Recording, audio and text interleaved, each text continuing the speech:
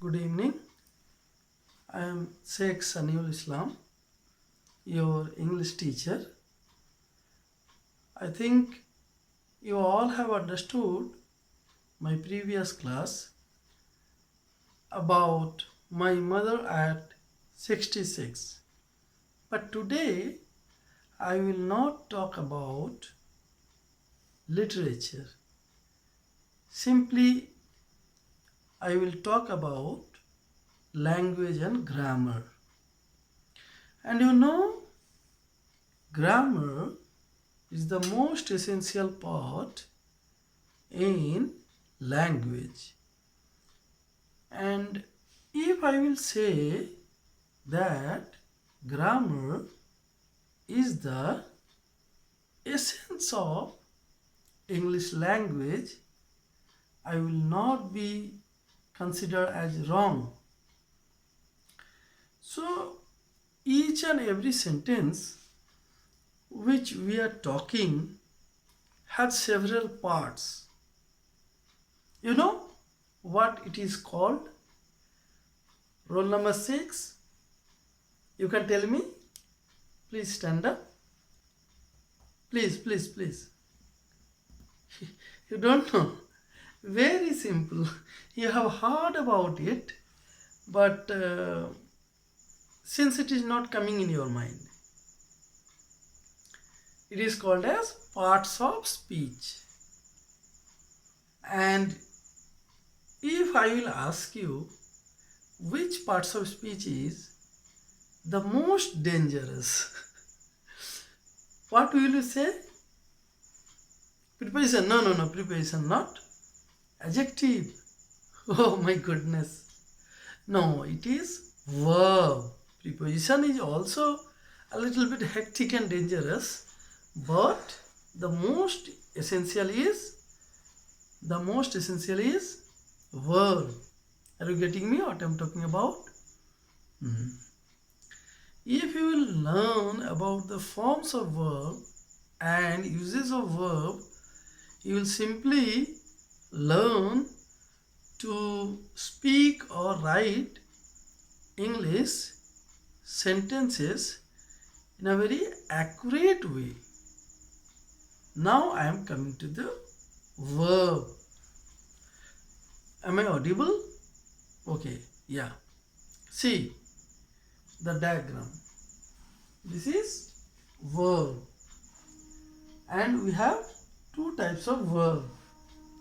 The first one is main verb and the second one is auxiliary verb. Auxiliary. Now, what is the meaning of auxiliary? Auxiliary means helping verbs, and main verbs are the principal verbs. Verb mean anything what we are doing, means sleeping, eating, teaching, listening, learning, all is called as verb.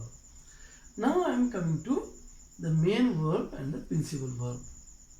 I have already told you the base verbs. The second part is auxiliary verb. In auxiliary verb, if you will go through, you will see that auxiliary verbs are classified in three types: primary auxiliary, modal auxiliary, and semi-modals. Now, semi-modals can be called as marginals. Now, I am coming to the primary auxiliary. Primary auxiliaries are of three types: be verb, have verb, and do verb. We have three forms. Now, if we will go to be verb, see, these are 1, 2, 3, 4, 5.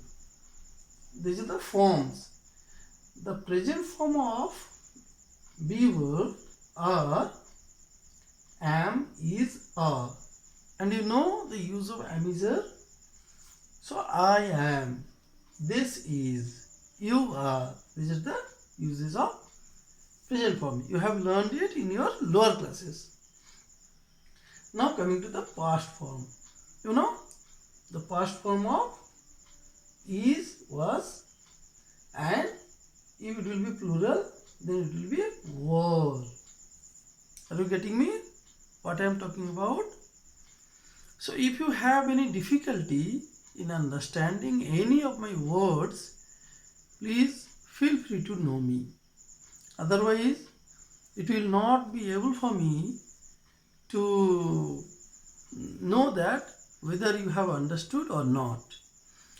So before starting this grammar part, I am going to a very close tongue twister. If you understand, say understand. If you don't understand, say don't understand. And if you understand and say don't understand, how could I understand that you understand? Understand? Now, you have understood. That is a simple tongue twister. Please feel free to ask me what the difficulties you are getting while learning about verb. Okay. Now open your notebooks. What examples I am giving, if you will not write down it in the notebooks, it will not be able for you to remember all these things in your home. See, still 2 or 3 peoples, they are not. Please take your notebook and write. Now I am coming to the do verb or have verb. Which verb I will start first? Have. Okay. Now have verb is also a present form and past form. And in present form we use have and has. So Ravi, can you tell me where have uses and where we use has? Oh, a little bit, but has is not. Now, I'm going to you. I'm letting you know. Have is used in first person. I singular and we plural. And also all the plurals we use have. Then again, where has comes, only third person singular number we use has. Now, while going to the past form of have, that is the had, forget about all the previous third person singular plural. Simply all persons will be had. If it will be first person, then I had. If it will be third person, he had. Only remember one thing, the persons does not matter, only the past tense matters. Now I am coming to the do verb. It has also present form and past form. In do verb we have present form we have do, and in present also we have does. Now in the first person we use you do, I do, no. And if it will be third person singular number, then we will use does. Now I am coming to the past form of do, that is did. Where we use did we use in past form. Now I am coming to the modal auxiliaries, the supporting auxiliaries. Modal auxiliaries have also present and past form. See, in present form we have can, may, shall, will, must, ought to. And in past form we have also could, might, should, would, must, ought to. See, must and ought to can be used in present form as well as in past form. Now I am coming to the semi-modals, the marginals. Before we will conclude, we will know about the uses in the second chart. The semi-modals, why it is called as semi-modals? See, semi-modals means it is half modal, half main verb. Sometimes it is used as the main verb and sometimes it is used as the auxiliary verb. Now, how many types? Only 3 is there. This need, see, am I visible? It is visible. Need, dare and used to. So in the last page, you can hear the corner, roll number 20, you can see it. Is it visible? Okay, complete the diagram. Then I will go to the use and examples. Okay, write down.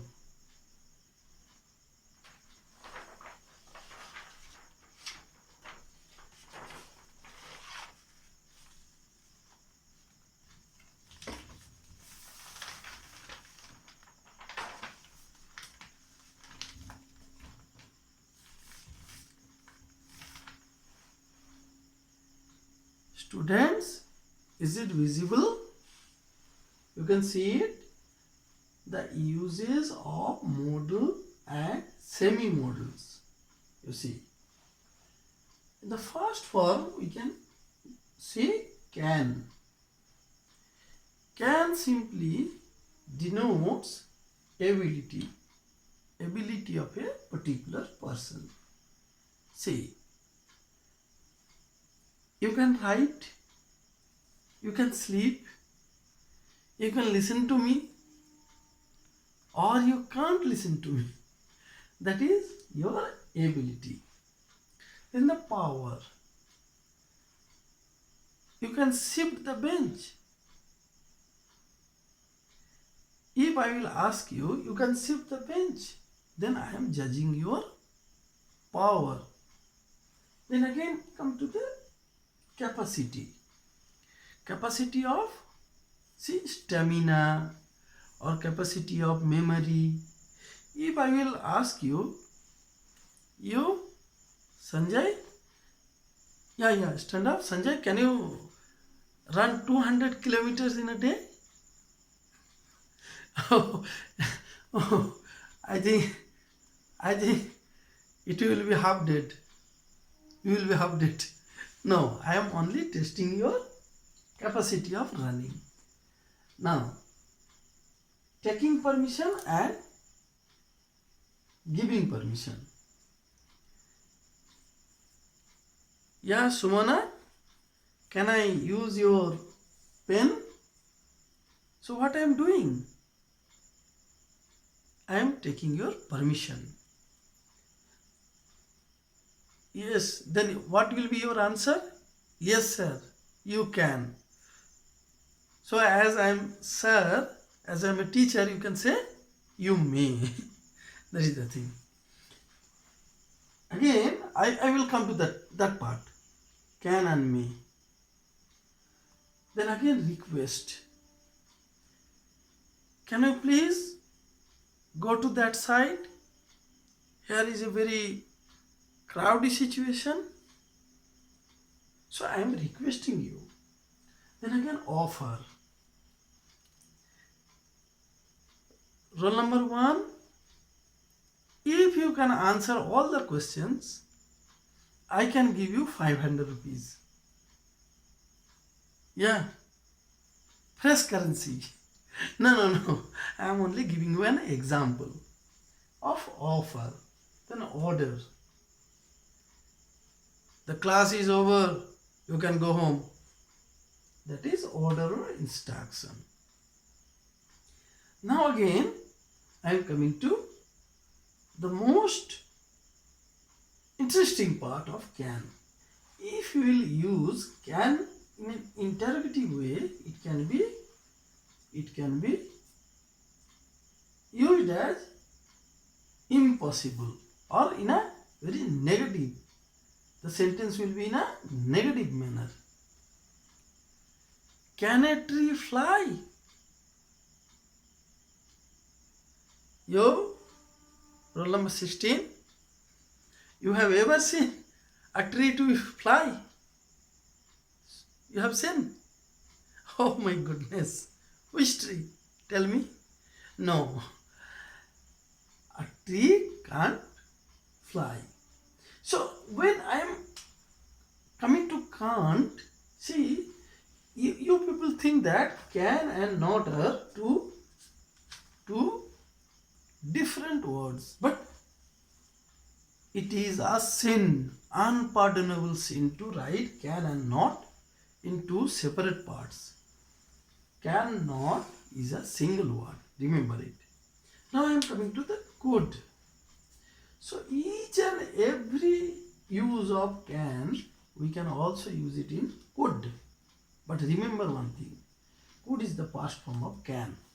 So while going to the mode of narration change from direct to indirect speech, if in the direct speech it is can, then it will be could. Yeah. As it is a past tense. So what is the difference between can and could? Can is a little bit, say, lesser or lower. Could is a bold or a very emphatic one. Emphasis. It will give you emphasis to a command or sentence or your request or your permission. Now I am coming to may and might.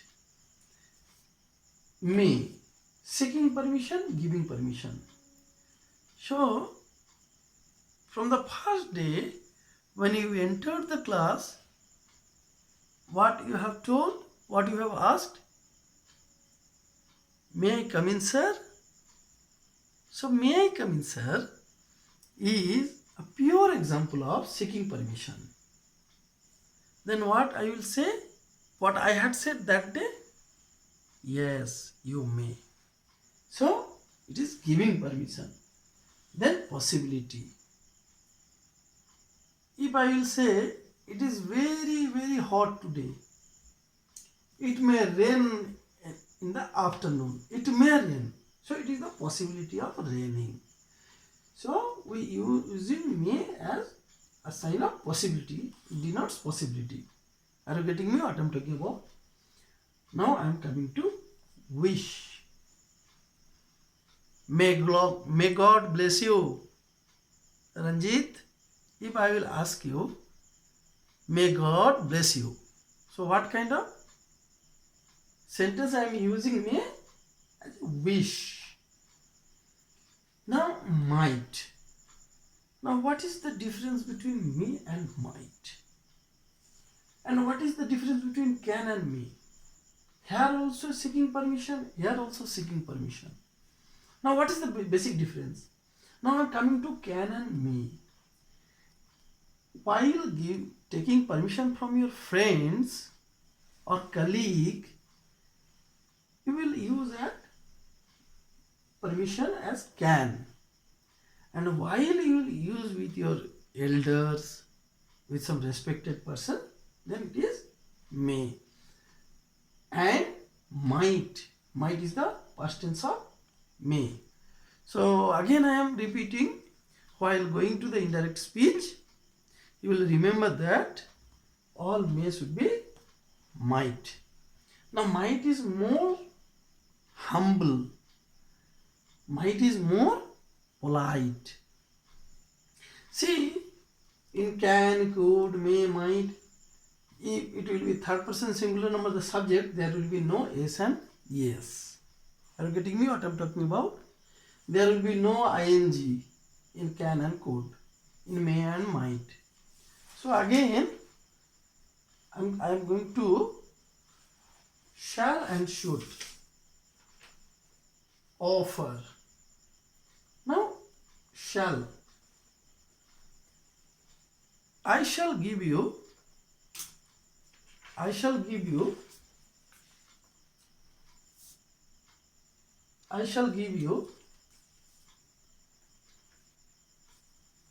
20 rupees. So I am offering. Then again coming to request. Now request comes, shall I use your pen? Shall I go there? Sure. This request, suggestion.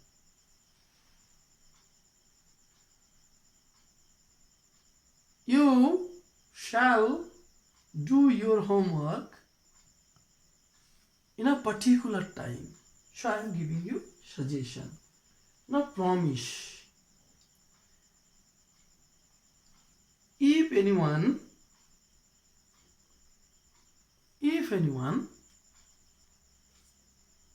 completely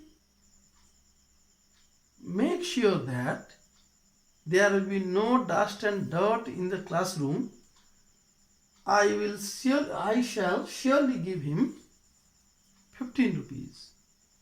No, not 15, but 100 rupees, okay? This is the promise. Then comes threat or threat. If anyone gossips in the last brain, he shall be punished. So shall be punished is a threat. Then command. Again, you shall go there and do your work. That is command. Possibility. Possibility. The example of possibility should be, we shall do it tomorrow, I think, but we think. So it is a possibility. Advice. You shall not run on the sun, otherwise you will be sick. An imaginary condition. Imaginary condition. Now I am coming to should. In spite of all these uses, should is used as the past tense of shall. Are you getting me what I am talking about? Now, what is the difference between shall and should? Should you use in the past tense. And should, if the direct speech in narration tense should be shall, the indirect speech should be should. Now, possibility, advice, imaginary. These are also specially for should. The advice, you should go there and have your breakfast so that you will not be hungry. Imaginary condition. She, if I were a butterfly, I should have flown away. I should have flown away. So these are the imaginary condition. If I were a butterfly. Then I am coming to will and would. Will. The first use of will is invitation. Now invitation.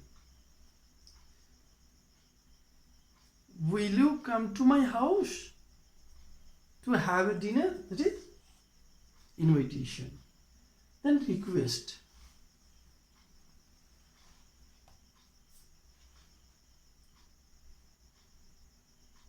Please, you will have to come in my house. That is the request. Then probably. I think this will be a very great job. That is the probability. Now again comes threat.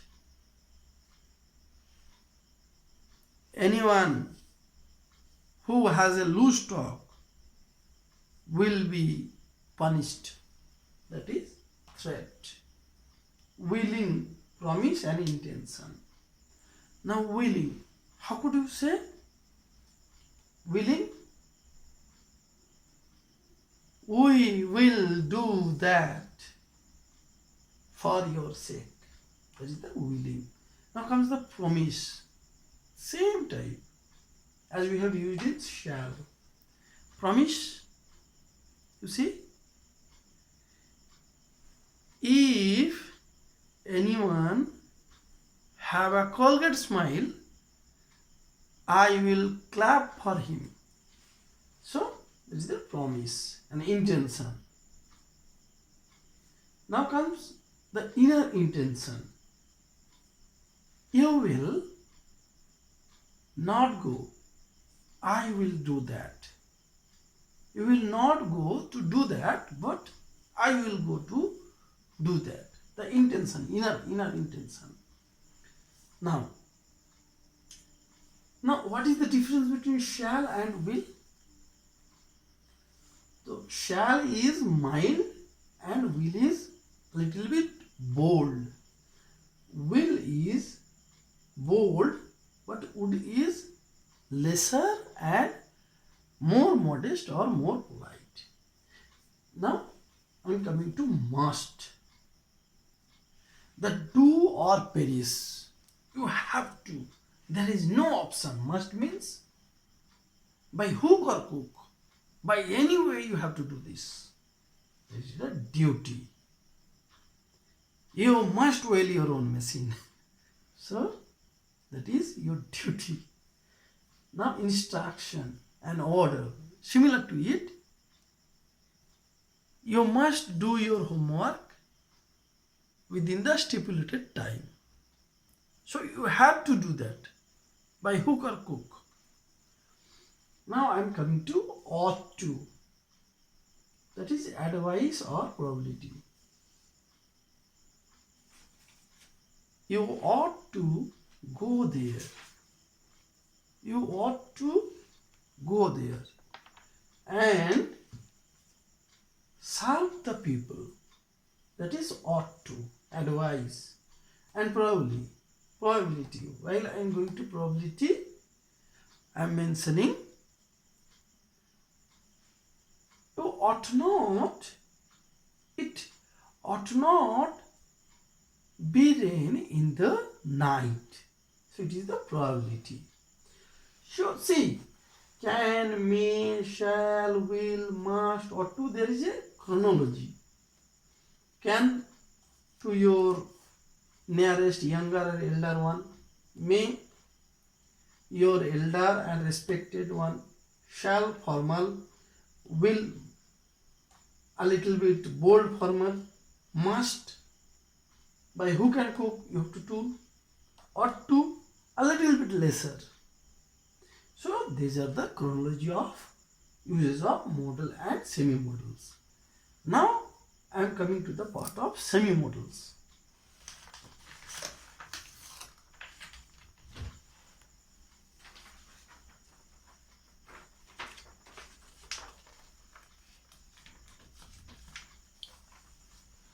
Time is ticking away, don't gossip. See, semi-modals. Everyone visible? Is it visible? See, need. Where do you use need? In negative and in interrogative. Need I go there to solve the problem? So, that is interrogative. And in negative, you need not go there. It means need is used only in obligation and necessity. And why it is called as semi-modal? It can be used as principal verb or root verb or base verb. While we will use everyone needs peace. So needs means necessity or obligation. That is used as principal verb. Now I am coming to dare. Now again, the same time, need and dare. It is a lighter and it is a bold and harsh. Negative. You dare not do this. So it is negative. There is a challenge in it. And in the interrogative sentence, you see, dare you do this, I will punish you. So I am asking you not to do this by interrogative way, and I am threatening you to have courage. Perhaps. When you use dare say, visible?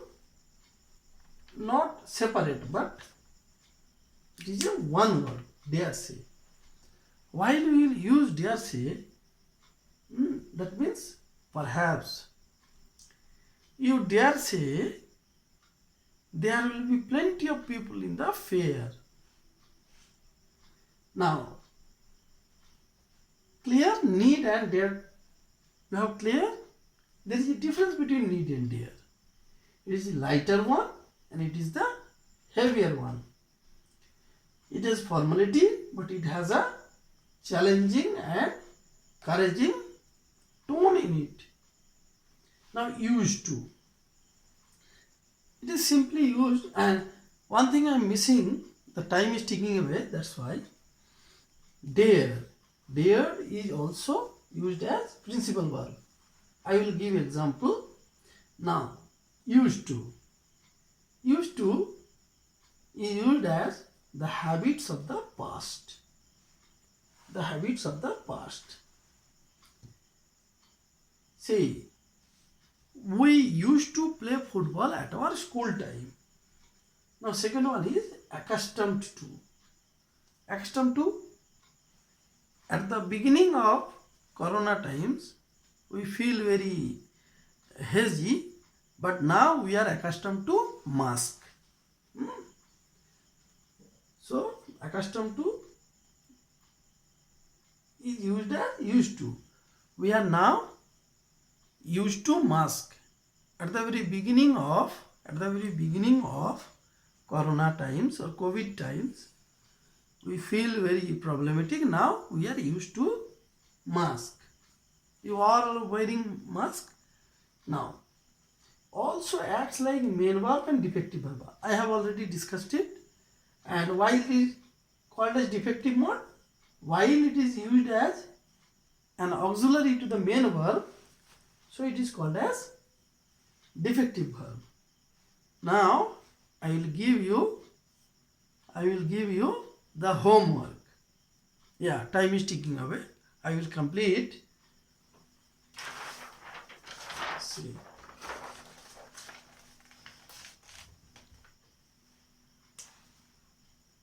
Open your book, S-Chance grammar book. See. Please write down complete exercise 1 to at least 8 as your homework. I think time is ticking away. I will again repeat the same thing and recapitulate the part of everyone. You have completed writing it.